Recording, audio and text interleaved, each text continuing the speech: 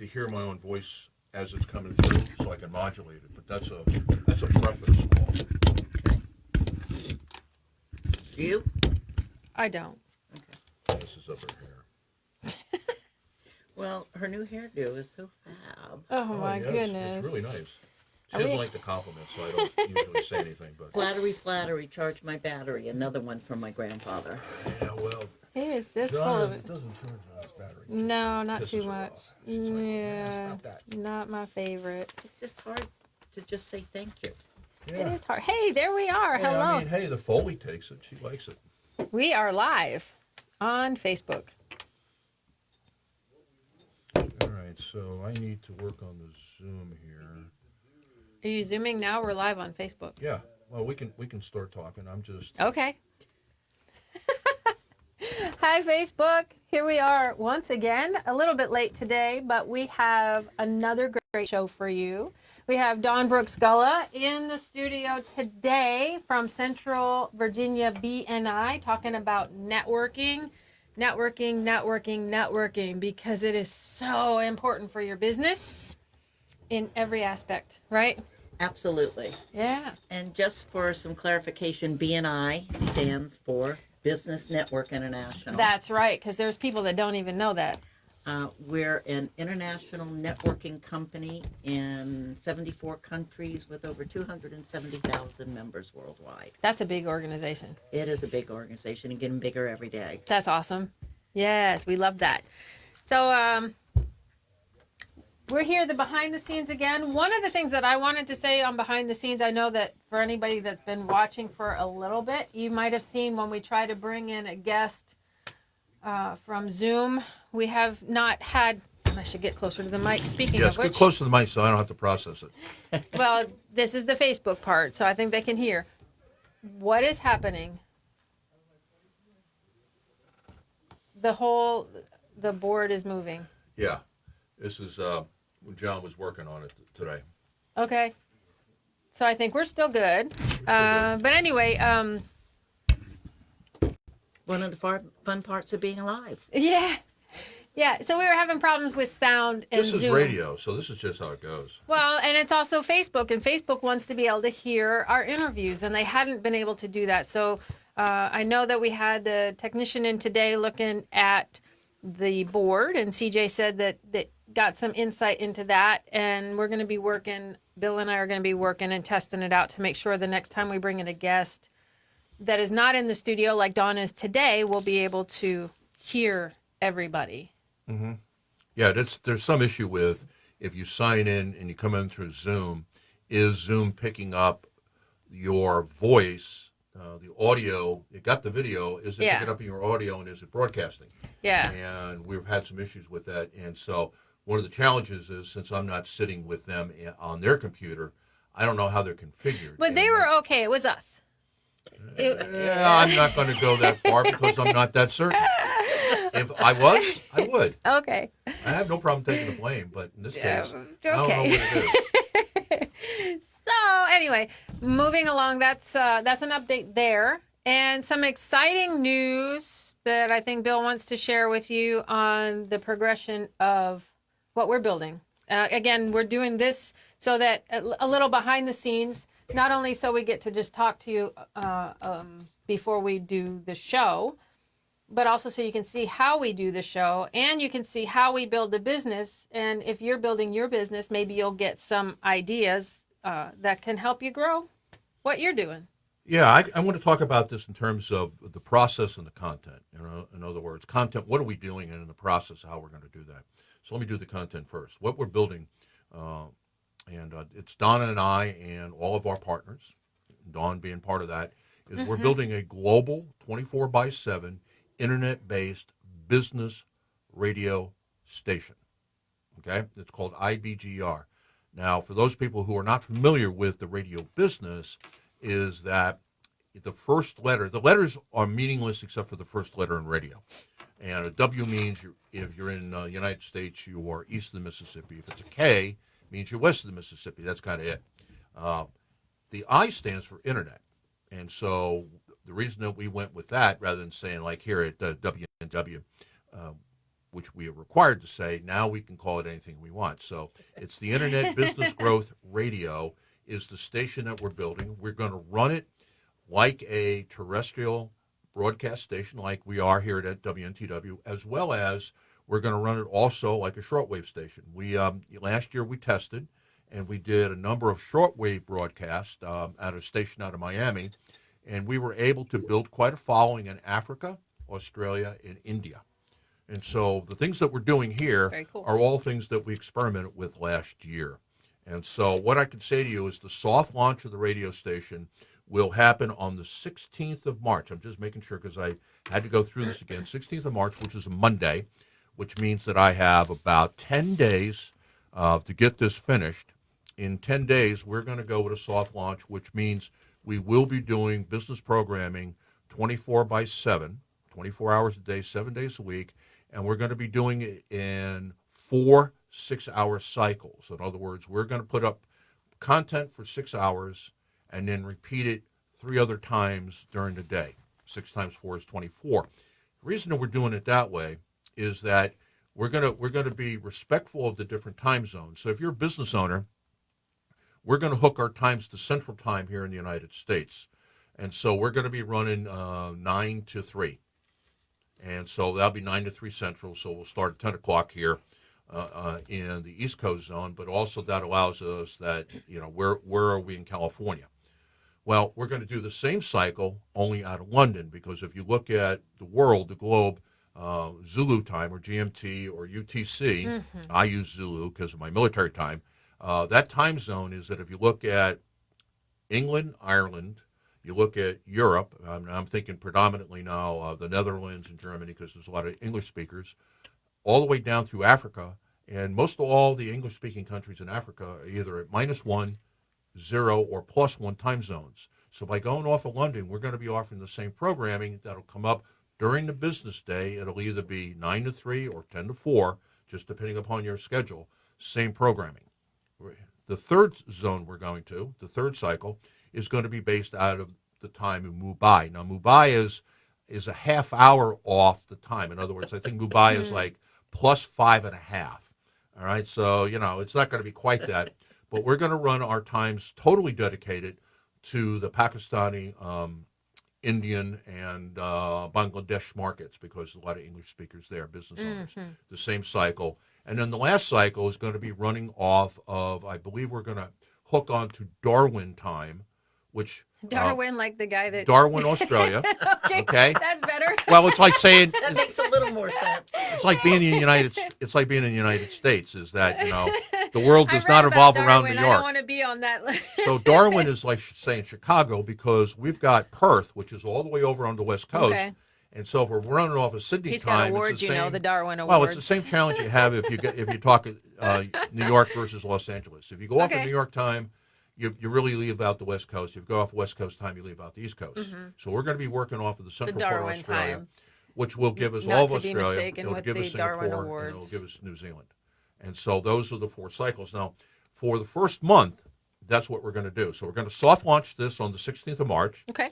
On the 1st of April, April Fool's Day, we thought that might be an excellent announcement, is when the hard launch starts, and it's going to be no different other than we've tested everything out. Everything works, because that's just how you do stuff. You never take your beta to market without telling customers it's a beta. Say, okay, this is 3.0, if you're using software terms, this is our release. Then we're going to go with it. Now, a long-term plan is all of the program initially will come from North America, and it will come from the studios here at WNTW. Long-term is that we are going to produce programming in North America. We're going to produce programming in England, Ireland, the Netherlands, Germany, and Africa. We're going to produce programming in Pakistan, India, and Bangladesh. And we're going to produce programming in Australia, New Zealand, and Singapore. In other words, eventually, we're going to have the same topics, but we're going to have people who are local to that environment who not only understand how to do it, but they also understand the context. Culturally centric. Right. Yeah. And the idea behind this came to me. I worked for United Nations Development Programs, and I spent a lot of time in West Africa, and I worked in Ghana, and I worked in Nigeria. And, 80% of what we do fits Nigeria and Ghana without any reservation. However, there's unique dynamics to the Ghanaian market, unique dynamics to the Nigerian market, and I'm sure that's true of Kenya. I'm sure that's true of Zimbabwe, of South Africa. We would rather produce the programming, and I'd rather have somebody in Kumasi or Accra doing the programming on sales, selling within the Ghanaian market, or somebody from Lagos or from Jos in Nigeria doing that.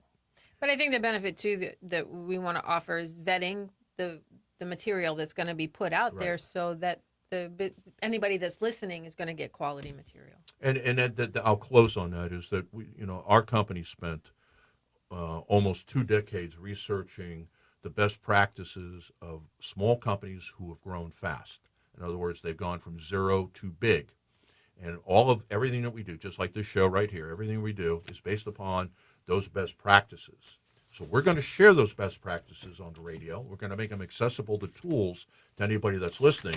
And also, as we bring people on to do the programming, we're going to provide them those best practices, and we're going to have them talk about them in the way that they want to talk about it. Rather than saying it the way I need to say it, they're going to say it their way. Mm-hmm. But it's going to be based upon a core of, if you do this, it works. So that's kind of the news behind the scene before we start the radio show. Yeah, it's exciting things.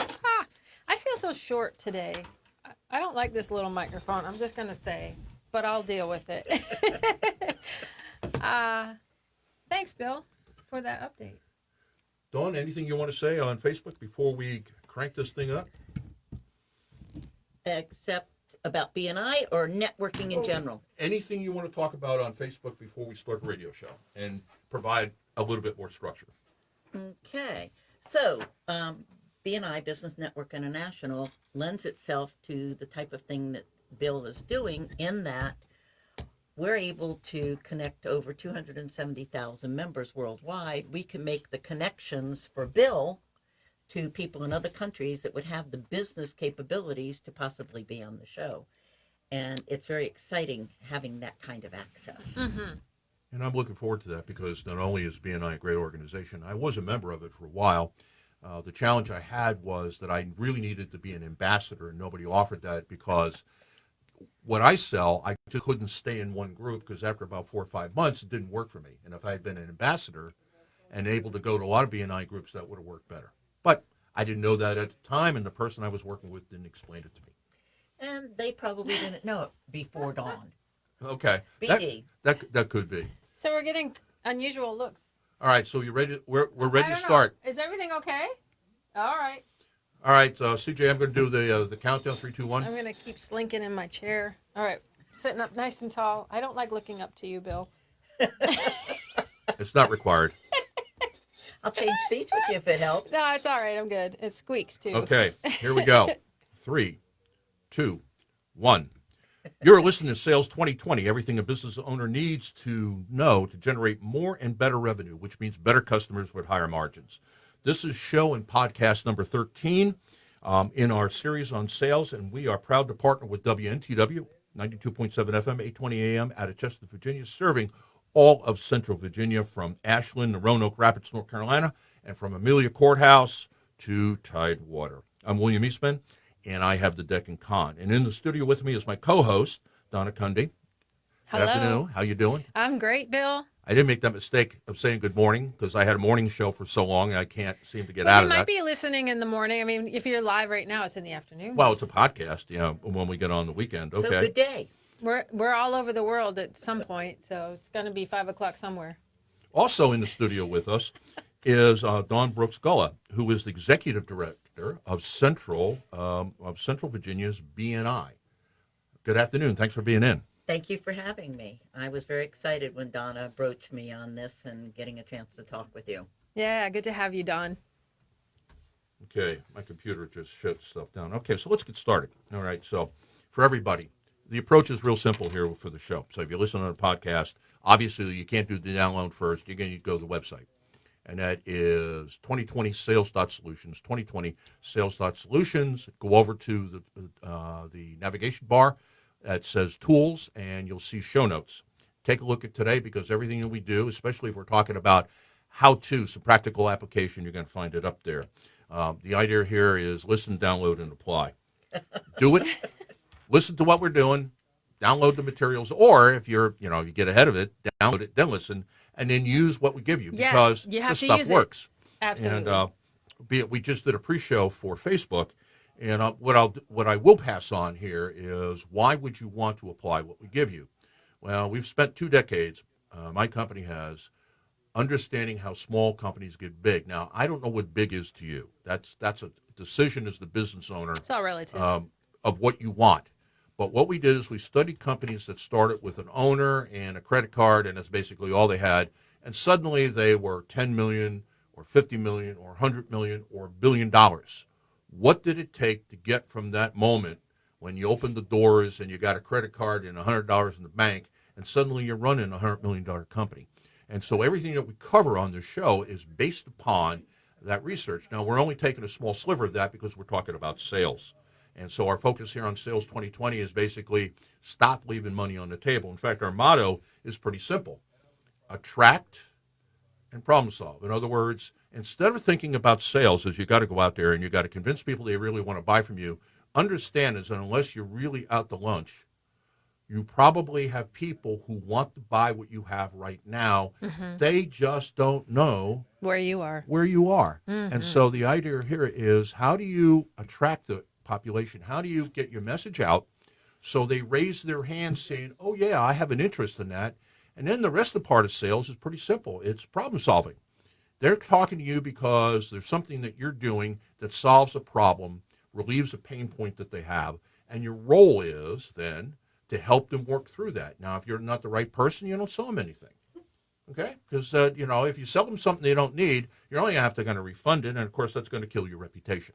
So that's the premise behind the show. Okay, so, Dawne, talk a little bit about what we're going to cover today. Well, today we're going to talk about the real reason that you need to network, and Dawn's going to share some great tips and some great insights and her wealth of information around networking. And then later on, we thought we'd segment into managing sales through public scares. So especially when you're thinking about being in a room with a lot of individuals, and we have this coronavirus scare going around and the media hype that goes along with it. What is it, as a business owner, what can you do to navigate through these public scares? Okay, so I guess that's a good lead-in because, you're running an organization, Dawne, that requires people to come to meetings. It does. And when you were talking about people needing to do things, not just listening to it, networking is one of those things. You can't listen about networking. You can't read about networking. You have to do networking. That's why they call it network. Not, as our founder of our company, Ivan Meisner, says, is not net eat, not net sit, it's network. And most people think of networking, if they're outside of our organization, as something smarmy. You're going to sell somebody something. So you go to the chamber or the Rotary or wherever you go, and they think they're selling. And you were just talking about buying and selling. Nobody goes anywhere wanting to be sold to. That's absolutely right. I've never gone to the chamber thinking to myself, I want somebody to sell me something today. I don't even go to the car lot saying I want to be sold to. No, we want to buy.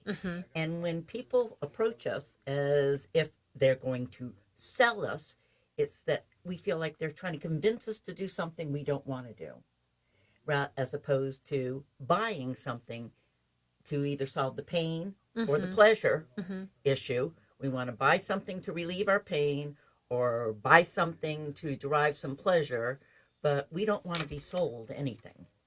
That's exactly right.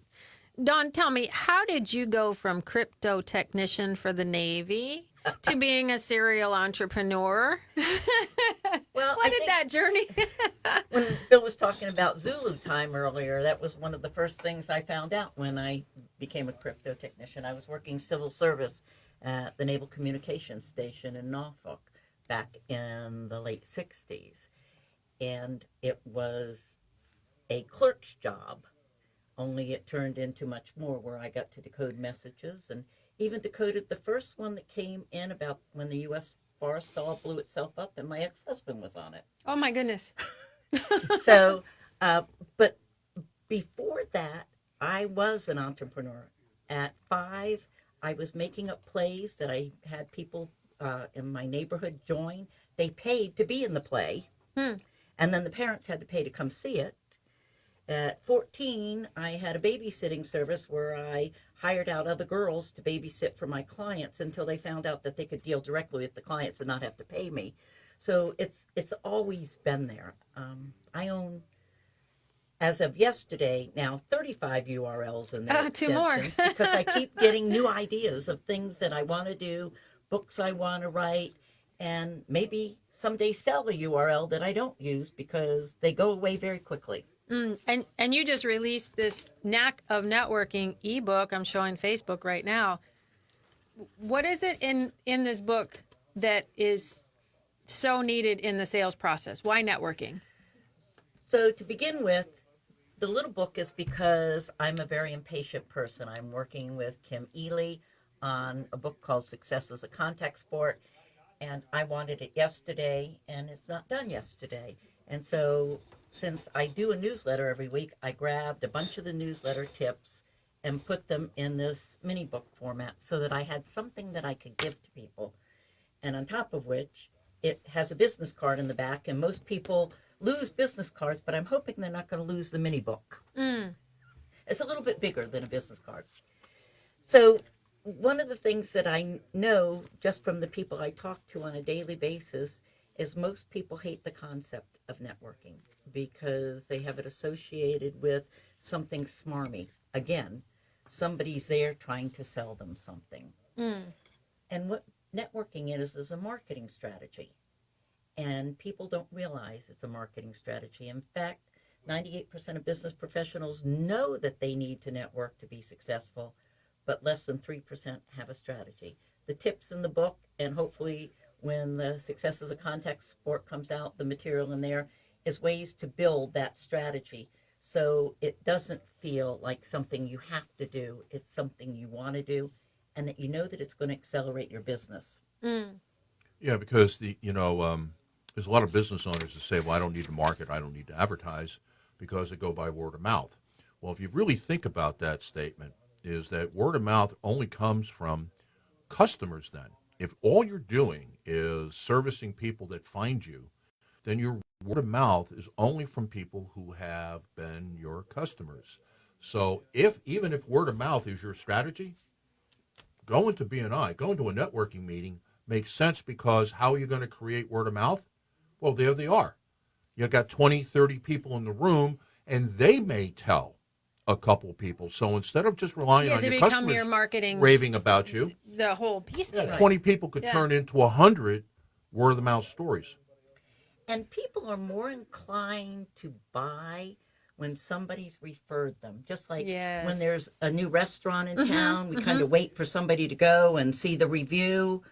Well, it's the same with the business. They're more inclined to buy when somebody's recommended and said, I know an expert that can help you with whatever that problem is or that situation is. Well, and it's the paradox is most people think that in the buying process is that they don't buy until they trust you. That's not the case. People only trust you after they've bought something, and whatever it is you promised, or just on a personal level, nobody trusts you until you make a commitment to them. Then you honor the commitment and go, okay, they're trustworthy. So the issue in sales on the first time that you sell to somebody is how do you reduce the risk of buying from you? And that's where that word of mouth from somebody that you know and trust is that what they're doing is they're reducing the risk of taking a chance and buying from you. So with Donna. Yes. If I take to one of my clients and tell them that they need to use Donna as their business coach, I have now lent the credibility I have with them to Donna. And so when you're doing networking, you want to make sure that the people that you're referring, that you know, like, and trust them enough that they're going to take care of your best clients as good or better than you would. Yeah, that's a good point. And you can lose your credibility by making a referral to someone when the referral goes bad because you didn't take the time to learn enough about the person that you knew that they were going to be ethical, they were going to do business at the price they said they were going to do it at, the way they said they were going to do it. And that's where BNI comes in that I get to know her. I meet with her weekly. I have individual meetings outside of the BNI meeting, and I trust her enough to give my reputation away when I refer her. The other thing that struck me about what's positive about networking, and especially what you're doing at BNI, is that as a sales guy, one of the things I've always looked at is once you get a client, you might want to work the whole value chain. In other words, I got a client that's happy with me. Well, who are they buying from, or who are they selling to? Because if there are other businesses who could be customers, then I got an immediate referral. And so if you look at a BNI, the way it's structured is that you only have one of different types of industries. You don't have competitors in the room. Right. And so if I can get any one of them or any one of their customers, I've got all the others in there. So it's almost like a value chain selling. I didn't realize that until I was in a meeting, because years ago when I was doing corporate selling, that's exactly what we would do. When we landed an account, we'd say, okay, who are all their suppliers? Who are all their customers? What's their supply chain look like? Is there anybody else that we can hit in the chain to go sell to, because we have an immediate referral from this company? Of course, we're doing good work. If we weren't, then that's the last thing you want to do. So that's one of the things that struck me, is that you got the whole value chain there. Yeah, it's bigger than just me and you, right? Right. And because we have multiple chapters in the Central Virginia area, if that group doesn't have somebody that does that, they know somebody in another chapter that's been vetted, and they feel a little more comfortable referring that person if the category isn't in their own particular chapter. Or even internationally, there's the stories. Most definitely Yeah. internationally. I recently was able to refer somebody in Brazil that had moved from Richmond, who needed a financial planner in Brazil because their U.S. financial planner couldn't handle their account anymore. Right. And so I was able to make a referral to financial planners in Brazil that I knew that they have been vetted by the BNI group.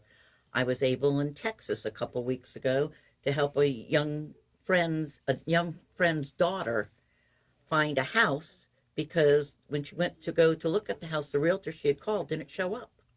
Oh, And so in a matter of 10 minutes, I had another realtor in touch with her, ready to go and show her the house. And I knew I was going to be comfortable. And they called me back 2 hours later and let me know how things were going. There's that communication when you have the BNI system involved. and there's something about that quality. So the individual person that would join BNI will pay dues in order to be a part of it, Right. which is a vetting process, because that shows your seriousness. Right. Where you put your money where your mouth is, right? And then once you're in it, you are a part of not only your organization that meets weekly, but like you were saying, Bill, it then becomes not just me and you, but me and all of your Everybody. Yeah. And by the way, you're listening to WNTW 92.7 FM, 8:20 a.m., live on Thursdays, recorded on Saturday and Sunday from Chester, Virginia, servicing all of Central Virginia. In fact, WNTW has become the voice of Central Virginia. In addition to somebody paying a fee to join, which is nice for me because I'm a business owner, but they are vetted by a membership committee who checks their references. If a license is required for what they do, we check and make sure that they have the license, whether it's a realtor or a contractor. We make sure at least when they join, they have the license. So there's a strong accountability there, and they actually swear to a code of ethics.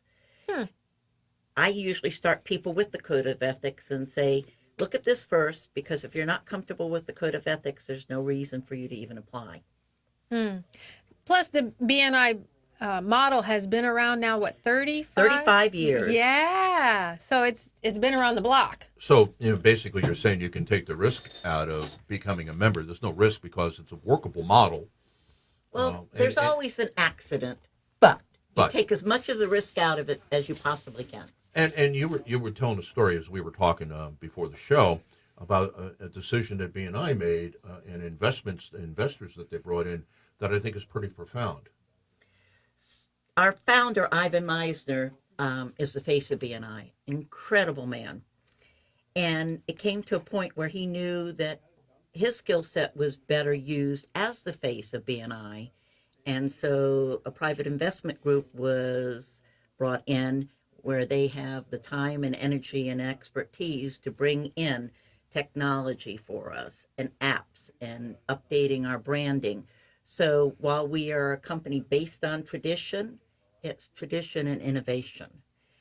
You can't stay still. You become stagnant, and stagnant's not good for anything. Yeah, there's no such thing as inertia. You're either going forward or backwards. So it's good that it's moving forward. Yeah, and if we were doing a show on business growth, then is a great story, because at some point what you built cannot scale without making some revisions. And it sounds like what B&I did is say, look, we are as big as we're going to get because we don't have the infrastructure to grow larger, which is a key part of building a company, is recognizing you're at that stage, is that it isn't going to get any better than this unless, no matter how well it's gone, unless you reinvest back in the firm, building infrastructure so you can scale and go to the next level. It's kind of like walking up the stairs. Right. Now suddenly you can make the step and go up again. And with most companies, just as an interesting aside, most companies have to go through that at least 4 times in order to get to $1 billion. Believe it or not, historically, companies that go from 0 to $1 billion have to do that 4 times. Wow. I firmly believe in doing what you're brilliant at and writing checks for the rest. I can do Excel. Yeah. I hate doing Excel. Sure. And it takes me 5 times longer than it takes my assistant to do Excel. Now, I could save the money of hiring somebody to do that, or I can do what I'm best at, which is being the face of B&I in Central Virginia and going to organizations and speaking to them about business networking and promoting the business that we have here. So Plus, you speak on networking. around the country. I've been doing that for over 40 years. Ah. And it excites me. I get high off of public speaking. I know that's a little odd, but No, I it's actually not, get because high. we both do it. It's kind of the thrill. Yeah.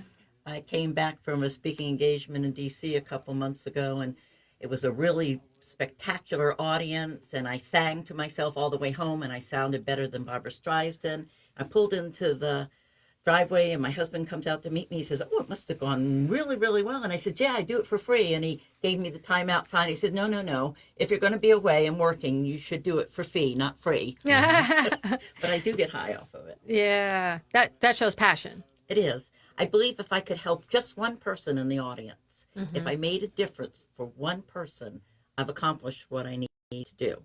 I'd like to reach all 400 or 500 of them, but if I can just reach one, I'm happy. Yeah. Yeah. Dawne, what's your favorite sales story that you share from the stage? You don't know what networking is until you know what networking is.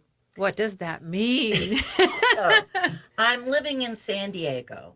I decided I wanted to be a realtor. It's the 80s, and interest rates are going from 9 to 12%. But I figure I still can manage this. Hear me, people? 9% opposed to our 3 whatever percent we have here selling houses. And the interest rates went to 18.63%. And I said to myself, I've got to find a way to meet far more people and get them to know me far quicker. So I decided what I needed to do was reach out to the people that were in high-end apartment complexes that were paying the kind of money that could cover a mortgage. So I decided that I would go and rent out the community room in these high-end apartment complexes.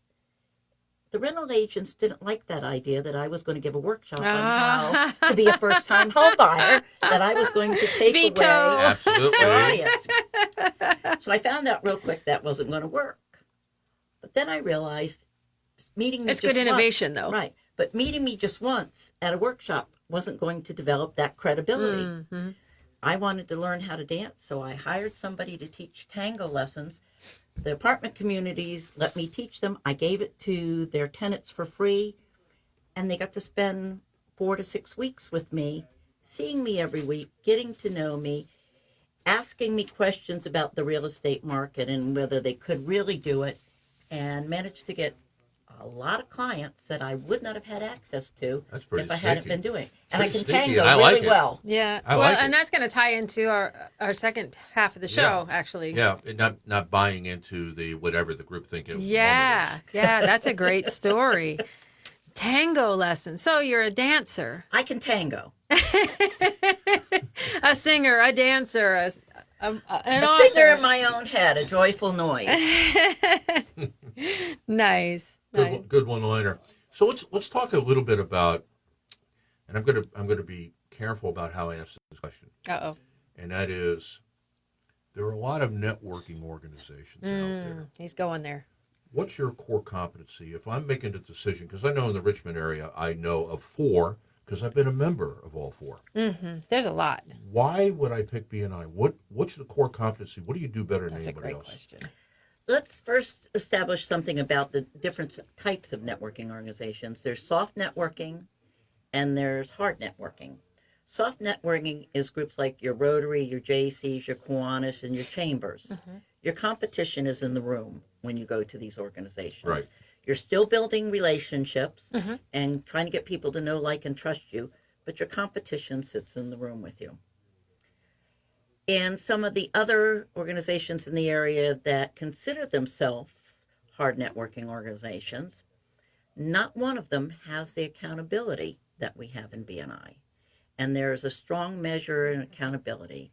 We keep track of how our members are doing. If we see a member struggling, we make sure that they get some coaching to help them figure out how to do better. And on top of which, in addition to the technology of our website, we have an app where our members can refer each other on the app. And we have a BNI Online University that covers just about anything you could think of regarding networking. Our founder, Ivan Meisner, has over 600 podcasts on That's a lot. BNI University. We're on 13. We'll get there. Oh, 13 for the show. We have 300. Well, that's true. Okay. We have 300. I looked No at the competition. number of courses that were on there related to BNI. It would take me 5 years of doing a course every day to get through all the information there. So the members pick out what is most appropriate for them and what they're trying to do. And myself and my director team also help them with that. And we have directors for every chapter. They have a coach there that visits the team on a regular basis and, again, helps them with whatever they're doing in their business. It is an education process. You have to learn more to earn more. There's no doubt about it. And tell me a little bit more about the accountability piece. Every week when we go to our meetings, we account for the number of referrals that we are passing to our members, the amount of business that we passed. We hold people accountable for being present. You're only allowed to miss a certain number of meetings because we can't refer you if you're not there. Got to be present to win. Got to be present to win. And that's reported to the chapter on a regular basis. We also do something called one-to-ones, and that's where we meet outside of the meeting with somebody that's in our contact sphere. So a contact sphere are people doing business with the same type of people you're doing business with, but not your competition. So the realtor, the mortgage broker, the financial planner, the title insurance people, they're all in contact spheres because they're working with the same kind of client base, but they're not each other's competition. It just builds a whole marketing team, doesn't it? It does. And so when you have that kind of accountability, when you spend that kind of time together, it's like you're meeting with your marketing team. It's not like, it is meeting with your marketing team every week, updating them on what's going on in your industry, where you're focusing your work on that particular time. Sometimes it's seasonal, sometimes it's product related, so that we know what's going on. We don't want to be your sales team. We don't want to sell your product. Right. We want to be your marketing team and sell you as the best person. To get in front of the people so that you can do the selling for them. Okay. Hey, Dawne, I don't think we're done. Can I hold you over for the at the bottom of the hour and bring you back? I think so. Okay. And also, I want you to get involved in some of the things that Don and I could talk about because it's going to be just a little bit different. Okay. I like different. We're coming up to our break. You've been listening to Sales 2020 is the show. The specific show, this is show number 13. We're talking about networking as a marketing and sales technique and everything a business owner needs to generate more and better revenue. You are listening to WNTW 92.7 FM, 820 AM, the voice of Central Virginia, and we'll be right back. Okay, Now we got a break. So we got a break. So I can go We drink take a my... break. Yes. I don't bring something that's in a cup in round equipment. Oh, okay. Yeah, take a quick drink. All right, See how and then Sam's we'll come doing. back in and, We'll be right back, Leave Facebook. the mics on? excuse me? Want me to leave the mics Yeah. on? The only thing is, I think I'm picking up some background off of you, so you might want to shut that mic off. It is off. Okay. Yeah, I don't know what it is. Okay, so maybe it's coming through the headset. Probably. Good talks. All right, so all the people that are on Facebook that are still listening to this, let me go back over and talk a little bit about what we're going to do with the Say internet hi, Sam. internet radio station. And so, little background. So, what did you think of the narrative I wrote? I liked it. It was I still am having trouble with this chair. Sorry. Why don't you change chairs with me? Well, because then I'll be too far away from the microphone, and the editor of the podcast will yell at me. Well, it's just a matter of if I have to listen to every segment and expand or contract the sound. A 90-minute job turns into a 3-hour job. So the narrative, I like the narrative a lot. There's so much you've done. There's so much research, so much work, and so much ideas that are ready to go forward into this. Like we were talking, it's not, you call it a internet radio, but it's more than that. It's not, I don't know that the concept has been really taught to the way it's going to show up. Does that make sense? Yeah, it does, because we picked radio as the medium only because it is the most inexpensive methodology of getting the message out. In other words, radio to us is really a marketing platform, nothing more. And let me say what I mean by that. I spent 2/3 of my corporate life as a large corporate consultant, and I spent one span of time. I spent 200 days a year on the road for 15 years. And so I was really a road dog, and we were consulting not with the Fortune 500, with the Fortune 50. I mean, I had my portfolio was the number one company, profitability-wise, and ship bottoms, Sealand. Now they're owned by Maersk. Number one company in pharmaceuticals in the world, Glaxo. Number one manufacturer of automobiles, General Motors.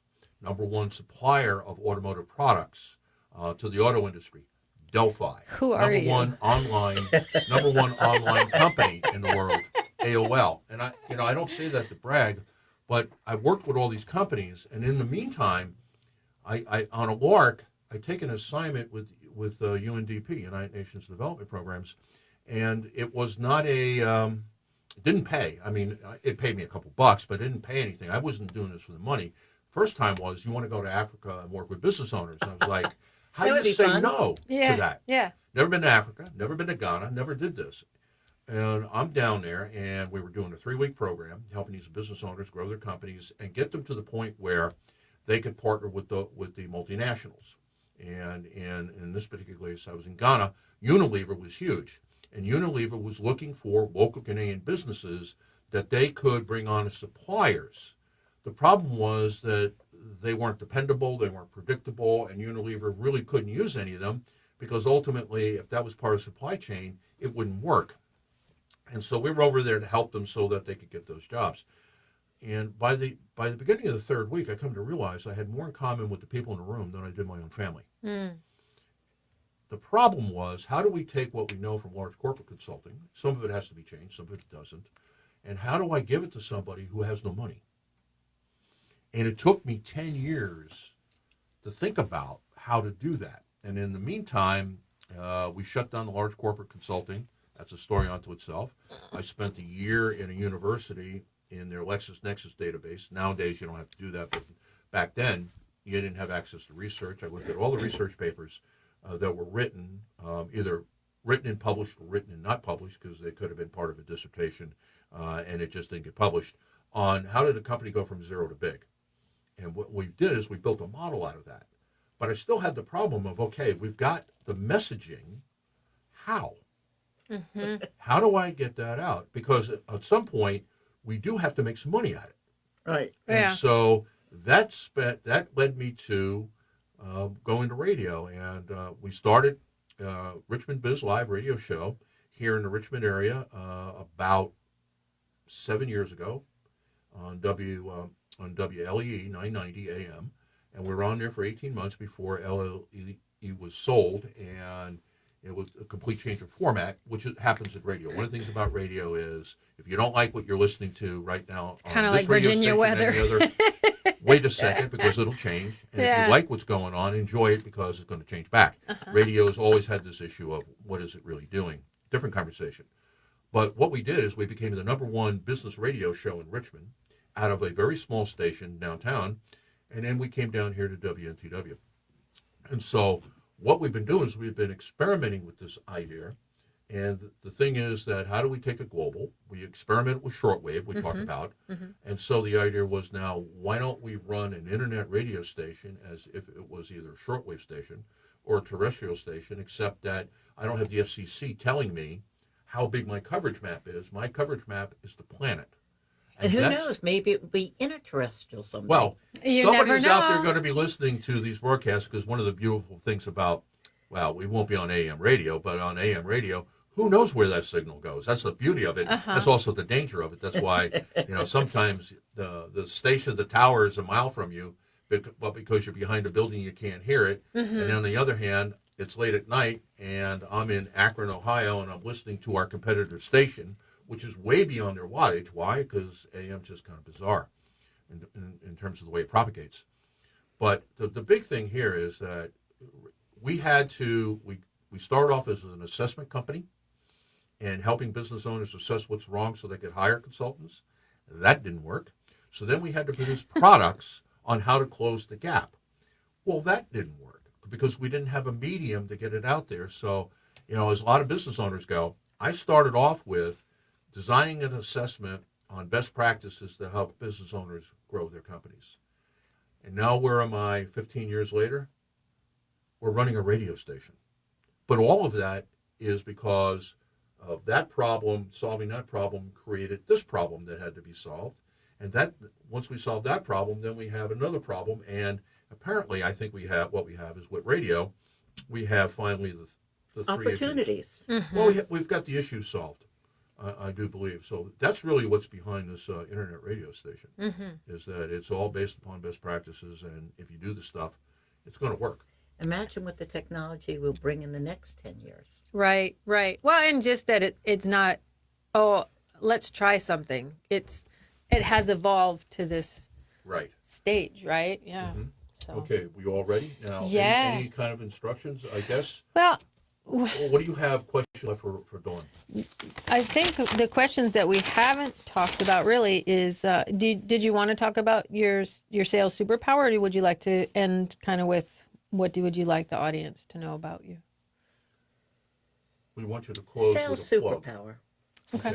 And make sure you close with a plug for BNI and how they join and get a hold of you. Yeah, so that'll be the last question. All right. So then, as we come back in now, we'll talk about the sales superpower, and then You got segue it. into managing through public scares. And then from there, we'll go, okay, we're going to do something interesting. We're gonna Well, go I can off- bring in the tango lessons Right. as We'll a go off theme and Yeah. talk about the article that you wrote up on the website. yeah. Okay. Okay? All right. Any questions? I'm just having fun. Yay, Sam. Any questions? That's the right answer. It's got to be fun at my age. It's got to be fun at any 3, age. 2, 1. We're back. You're listening to Sales 2020, everything a business owner needs to generate more and better revenue. This is show and podcast number 13, heard every Saturday at 10 a.m. and Sunday at 4 p.m. on WNTW 92.7 FM 820 AM, the voice of Central Virginia. Go to our website, 2020sales.solutions. That's 2020sales.solutions. And of course, it has 3 W's in front of it, but at this If for point, the old people. well, at this point in life, if you got to put the W's in, we have a different problem. Okay. You realize that saying www is 6 syllables and saying World Wide Web is 3? Well, that's pretty good. I like that. I like the worldwide. Yeah. Or But- just leave it off and but go go- to 2020sales.solutions.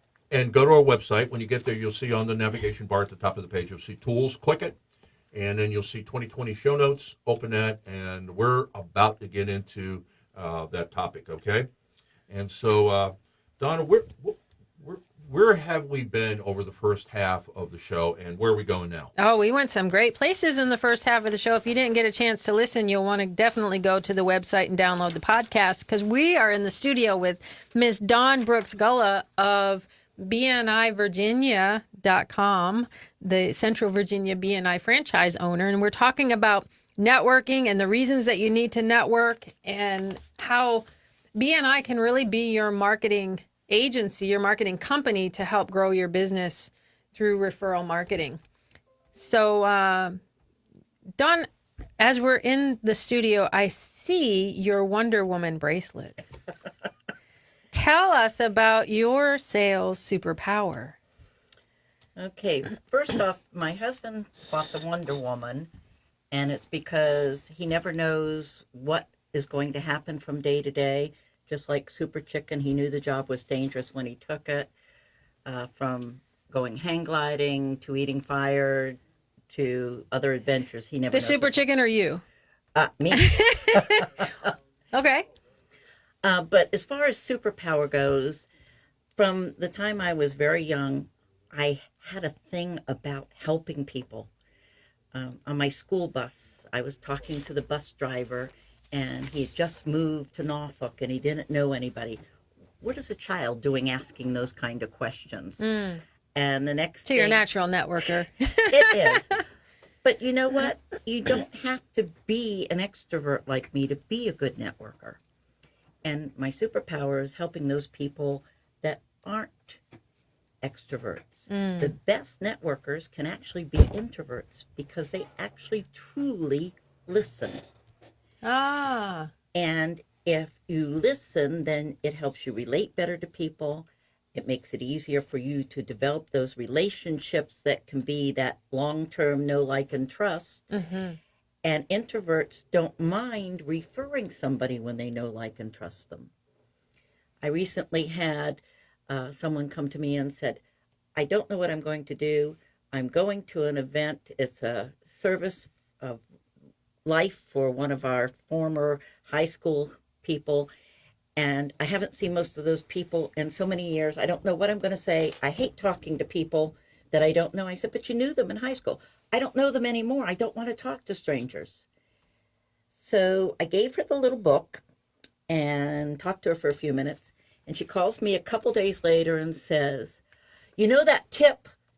And I said, what tip? The tip about looking for a wallflower? And I says, yeah. She said, well, when I went into the restaurant, I saw somebody that I recognized but really didn't know well. They're sitting in the corner. I realized they were probably as introverted as I am. That's awesome. And so I walked over to the wallflower and said, what have you been doing for the last 50 years? And they talked my ear off. And I learned all kinds of interesting things about them because I used that tip and the other tip about asking open-ended questions.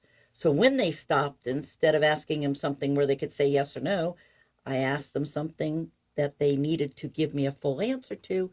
And now I know enough about them that I want to be in relationship with them as a friend again after 50 years. That's awesome. That I like that a lot. And as you were talking about the introvert and the wallflower, I'm thinking of the way you described it, BNI being a great place for introverts because it's a community, it's a family, more feeling than going to a large networking event where you want to just kind of hide in a corner and pray nobody talks to you.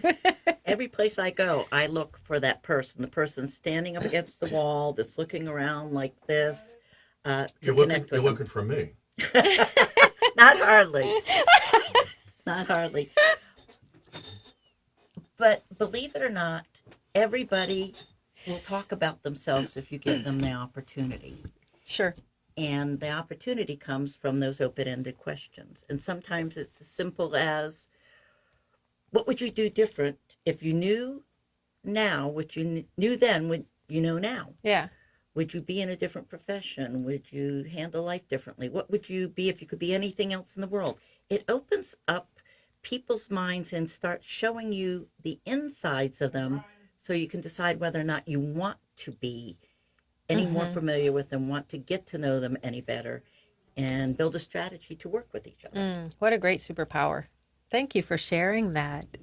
Speaking of sharing, you were talking about the tango lessons earlier in the show, and that is really just what a great segue into managing sales through public scare.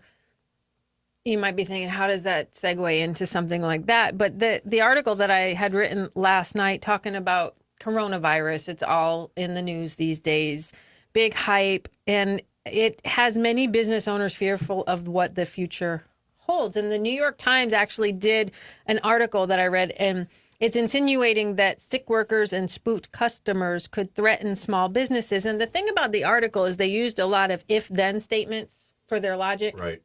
Yeah. So if the coronavirus causes workers to take sick days or customers to stay home, then it will be hard on all American companies. Right. Is that true? I don't know. It seems like magic 8-ball kind of logic to me. Yeah, and it gets into the bigger issue of what do we believe and what don't we believe? Because a lot of times what we do is we get lazy and we don't do our homework. And so I'm not saying they're lying about this, because obviously if National Institute of Health, NIH, or CDC, Center for Disease Control, comes out and says do the following, probably a good prescription. But understand the hype that's going on right now with Corona, and I say hype because let me give you a number. One of the ways that you can tell that something is being exaggerated, let's say, is if they give you no contextual number to go against. So they've been talking about the number of cases in the United States and how many people have died. Well, I had to do my own fact checking. In 2019, 28 million Americans had influenza. I think I Okay. was one of them. And so Corona is just a version of influenza. Of the 28 million that had it, 12,000 died. Now, That's a lot of people. Yeah. when did you hear that piece of information? Because right now we have less than 100 cases, and I think we have 4 deaths. And so one of the things to look for if you're trying to find out what you're hearing is truthful or not, one of the ways to look at it is, are they giving you contextual information? And Dawne and I were talking about this. And I don't want to get into climate change conversation, but when Al Gore came out and said that there was billions of tons of carbon dioxide produced by man put out every year, notice what Al Gore did not do is talk about how many total billion tons of carbon is put into the atmosphere every day. And the reason is because if he had said that, you would have went, well, that's only 4%. And so, again, you can think what you want about that, but whenever you don't get contextual data, somebody throws out a number and says, we got all these cases, and yes, the mortality rate on this is higher than it is on influenza. It's between 3 and 4%, a lot less than the standard cases. But, it's highly contagious, yes. It is more severe, people get it. But right now, what's interesting is that nobody seems to be under 16 who has it, so maybe they're the only carriers. But nobody's come down sick, and the only people that are dying are people who are not in great physical health, and this is just kind of added to it. Right. So we're not telling you don't take it serious. What we're saying is we're using this as an example of Think through it. number one is get your own facts and understand that if you're not getting contextual information, it's getting hype.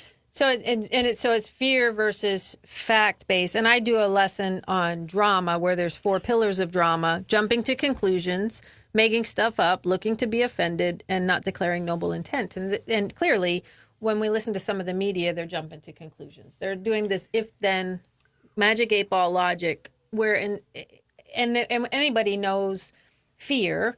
When you're addressing fear, what does it do to a person? It shuts them down. What does it do to a business owner? It paralyzes them. And so where I wanted to go with this conversation on this half of the show is to give a business owner some tools and some ways to think outside of the box, to be proactive, to maybe find another way, like tango lessons. All right, so that's how we're tying it in. Do you see? Okay. Segue, I get it. And for people who missed this in the first half of the hour, Dawne told a story that she got into the real estate business, selling real estate, residential real estate, in the early 80s, and the challenge was that interest rates had shot up from 8% to 12%. No, it went And then higher. suddenly it went to 18%. Oh, yeah, there you go. And she's taken a new profession and has got to sell real estate when the loan is at 18%. And she figured out a way to get at a certain population, people who were renting apartments, higher end, who had money. And she took up tango so she could teach tango lessons so she could sell them as part of the dance. Oh, I see what you did there, Bill. Woohoo! You like that? That was good. You like that? Okay. I'll give you I that. think we're far better positioned now than in any place in our history, though, to overcome the challenges of this. 20 years ago, we didn't have the technology, we didn't have the communication ability, we didn't have the social networks there. We are able to sell our products now online. We can reach our customers through the internet. We have all kinds of tools that we can use. We can work from home. Working from home 20 years ago was just not a thing that could be done. So we can take and hold off some of the infection capability. And if we could just get people to be logical, if you're sick, don't go Yeah, out. yeah. And even with the networking, you know, because Right. we were talking earlier about networking to build your business to get your sales. Well, if you're not feeling so good, stay home, or you don't have to shake everybody's hands, do you? Fist bumps, because There you go. The germs are in the fingers and the fingernails, not so Right. much the top of the hands. Well, let's pick up those two issues because we've raised two issues for a business owner. Okay. And so, by the way, you are listening to WNTW 92.7 FM, 820 AM, live on Thursday afternoon from Chester, Virginia, recorded on Saturday at 10 o'clock and also Sunday at 4. And we are the voice of Central Virginia. So the two things that struck me, one is if you do not have a really robust e-commerce strategy for your business, Yeah. guess what? Use the virus fear as a great selling opportunity. I'm a sales guy. So yeah. So now, instead of getting all boo-hoo about coronavirus, Just update your antivirus first, right? well, stop drinking Corona beer. We'll start there. But really, think about this for a second. I would advertise off this. How would you advertise off of this? Well, people are going to stay home. They're not going to want to go out in the public. So why am I not taking advantage of that? Am I advertising to say we can bring the store to you? Yeah, do you think Amazon's worried? Oh no, Amazon's going to make a ton of money because your small business does not have an e-commerce strategy. It does not have a platform, so they can't buy from you when they don't leave the house. And now is your chance. Well, and it also, I don't know if this was your other point, but I wanted to, in the article I talked about a startup company who was, I think, selling T-shirts, and they were getting their supply from China. And so instead of the 2-week turnaround, now they're at 6 or more week turnaround. And they actually were able to find a U.S. company to supply. So now we're also bolstering the U.S. economy. Right. It wasn't my second, but it makes a great third. Is that There you go. look at your own supply chain, and if it's coming from one source like Have a China, plan B. it's fragile and it's dangerous, and so you should have multiple suppliers or bring the supply chain closer to home. You know, if you can't get U.S., maybe you get Mexico, maybe you get Central America, maybe you get Canada, but certainly having it in China right now doesn't make any sense, and that's one of the things that's going on. The biggest impact it's going to have on China is it's going to destroy their efforts over the last 20 years to own the value chain. And that might be nice. We don't know the long-term ramifications, but like I said, I think that we're better positioned now than any time. And the other thing is, it's a season. Everything has a season. The cold has a season. The flu has a season. This coronavirus is going to have a season. It is not going to be forever. So Right. you need to have a plan for now, and you need to be working on your plan for after. That's right. Yeah, just like, you know, if we get a winter storm coming or a hurricane, what do people do? They plan for it. They buy all the bread and milk in the grocery store. Well, I guess now they're doing all the hand sanitizer and toilet paper, apparently. And masks. Yeah, they said stop buying the masks. But the idea is to have a plan. I know when I was in the Army, we did a lot of risk assessments and risk managements. And as we were getting ready to navigate something that might have posed a large threat, we worked it out. We put down what are the possible threats, what are the possible solutions, how can we get around this, and then you make an informed decision rather than Chicken Little. Oh my gosh, everything is gonna go, and and then you're making no decisions. Anticipation. Yeah, right. Anticipation. Where I was gonna take number 2 is In the I want- restroom? that's pretty good. I like that. That's a good ad lib. Too bad it's not Saturday. But no, So what is number 2, Bill? What struck me, my number 2, not that number 2, was the issue of why have you not built a platform to run the company from? Because, okay, so Online, you're talking about e-commerce. right, so we talked about e-commerce. Maybe if you're a coffee shop, you couldn't do that, could you? Well, employees, because that's where I'm going to go. But Okay. e-commerce, in other words, taking advantage of this opportunity to build or make your e-commerce more robust and advertise against it and coming up with some kind of cool ways without being disrespectful of having a little tongue-in-cheek with it going, you can come, go to the store and get the virus, or we'll deliver a box and it'll be sanitized or something. Again, having a little fun. That's one side of it. The other side of it is, what if you don't want your employees to come to work?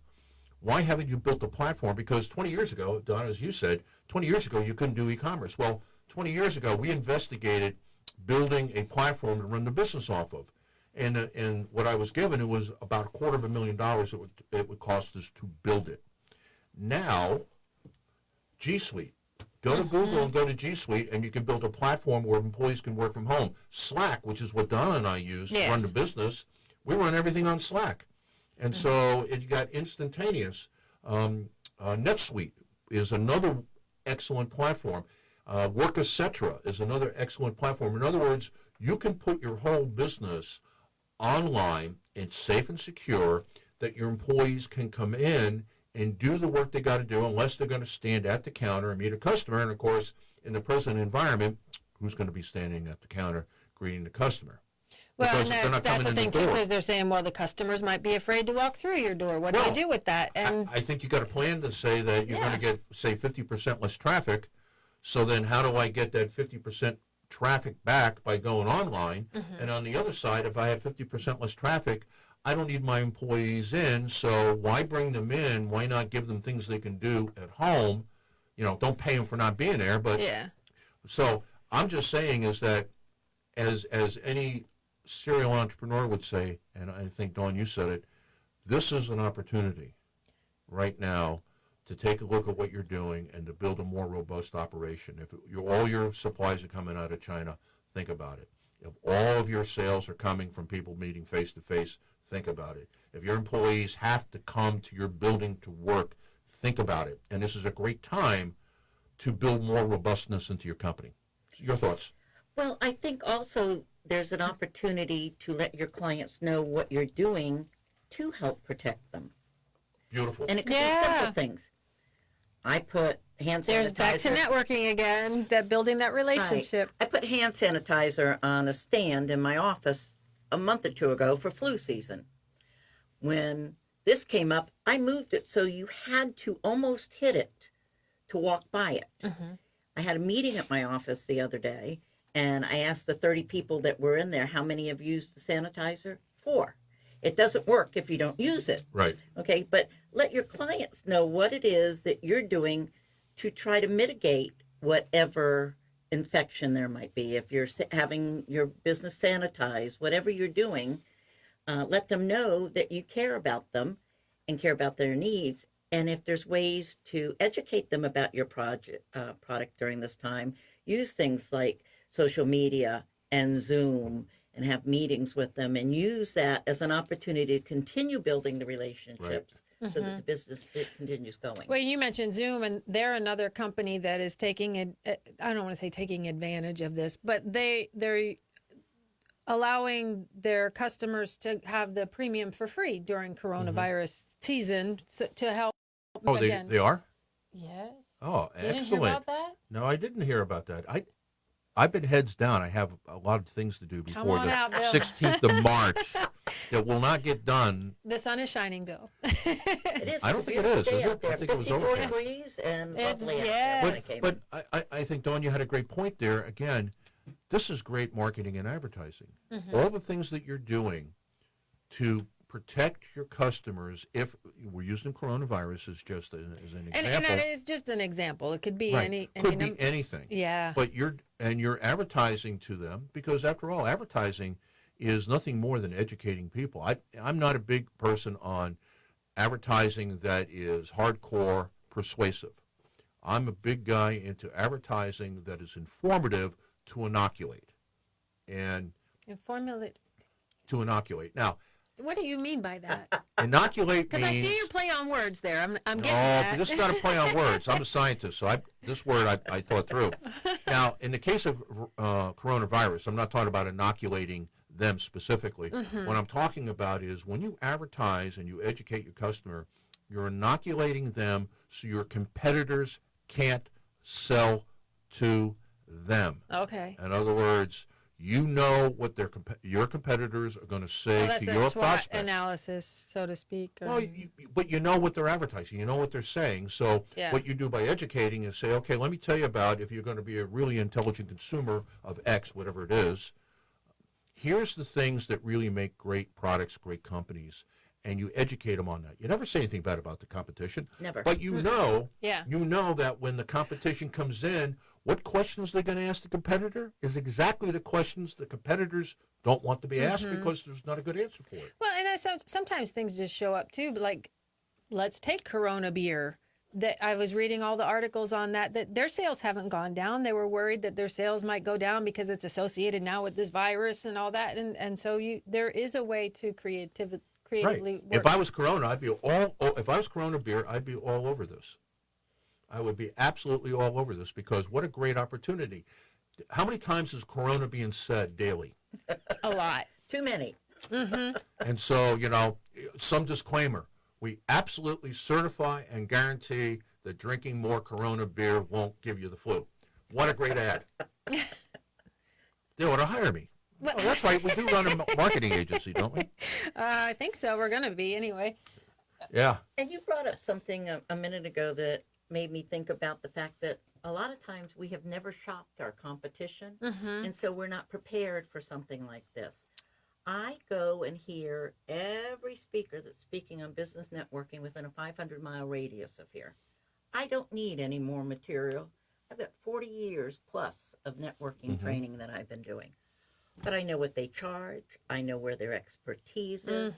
I know where my strengths are. So if I'm talking to a meeting planner and I say, who else are you considering? And they tell me they're considering Dawne, I go, well, Dawne is an excellent speaker and her strengths are here. But what I do that Dawne doesn't do. Yeah. And then you can market yourself. Right. So not and- knowing your competition is bad in any time. Right. And Absolutely. you never want to talk them down because then it sounds self-serving. Sure. So you know what they're good at and what they're bad at, and you know what their pitch is. And you know what you're good at. That's So different. you educate the customer that they like what you do better than what they do, and they've been inoculated against the pitch that they're about to get, and they're going, "What about this? What about this? What about this?" Now they may not bring it up. They may just say to themselves, "Yeah, okay, whatever," or they may bring it up. Now, how good is that salesperson in dealing with objections? And it could be that they can't handle the objections that are coming in or the pushbacks that are coming from that. But yeah, if you don't know your competition, how do you sell? And I'm surprised at how many people, when I do coaching, don't have any idea what their customer competition charges, what their working hours are, what their reputation is. They've never checked anything out. That's because so many business owners are the good technician. And they really are. And they're not out there understanding the sales process. They're not understanding the marketing. They're not understanding that bigger picture of I how don't do I need ship. to. I don't need to market. I got word of mouth. Yeah. So anyway, Word of mouth is a business acquisition tactic. You have to be able to manage that word of mouth. Right. And word of mouth only works with the people you already have. And Not what with the I people you found don't with have. word of mouth is that when things go bad, it spreads much quicker than when you do a good job. Yeah, it's nine times. We were working on customer service. We developed some customer service packages a few years ago. I won't go into how long ago it was. You might actually know some of the books that I helped write, like I bet I do. Raving Fans. Okay, that's 95, 96. That's Anyway, not that long ago. one of the things we found is that bad stories circulate at a level 9 times good stories. Right. So if you work on word of mouth, you got to be right on your game every single time, or it could backfire. Well, it usually does, because the only word of mouth is don't do business with them. And then you've got to overcome that barrier when you sell to them, if you can. And it's a reputation thing again, and that's why having a team of people that know you well enough that they can help counteract anything that somebody might Sure. say that's negative. It's not just Absolutely. you saying, Bill does excellent business. It's his team, his support team saying, somebody said that, but I know Bill personally, and I know that's not the way he does business. Well, in fact, again, I have to think about how I want to say this. Uh-oh. When I ran a chapter of a competing networking company here in the local area, I don't have competition. I only have ankle biters. but okay, a ankle biter of yours. What we did is we actually did that drill of we all are salespeople for each other, and so one of the things that made the chapter, the group that I was running, work was the fact that there were about 25 people in there. So as a business owner, you had yourself and 24 other business owners who were salespeople, and we shared marketing collateral. And we talked about who in their client base, and I know we do that, but actually we mapped out each one of their value chains. So Dawn's absolutely right, is that the power of that Right. is it is not addition. I'm not even sure it's multiplication. It may be exponential. It is. And just for a frame of reference, all those groups that are in the area are former BNI members that decided that they could do it better. I know that. It was But your explained to me. audience doesn't know that. Well, I didn't tell the people in the chapter that either, or the group. I guess we called it a group. Right. And BNI are chapters, not clubs, because clubs you come and go as you please and you have no accountability. BNI is a business. It's a business that my members own, other than whatever it is that they do, and they're partners. Okay, so let's we're getting close to the end of the show, so let's talk about BNI and how people can, if they're in another networking organization, how they can make the transition over to you. If they're not in one, how do they get started with you? If they're not in one, it's much easier. We have a website. It's bniva.com, and they can go to that website and they can look for chapters. As we spoke about earlier, we only allow one person per profession in each group, but I have multiple groups. If they can't find a group when they go to the site that they think is going to work for them based on the time that they have to do it and the day of the week, they can call the office, and my staff or myself will help them work through that. Once they find a group that they think they want to visit, they can visit up to 2 times without making a commitment to join.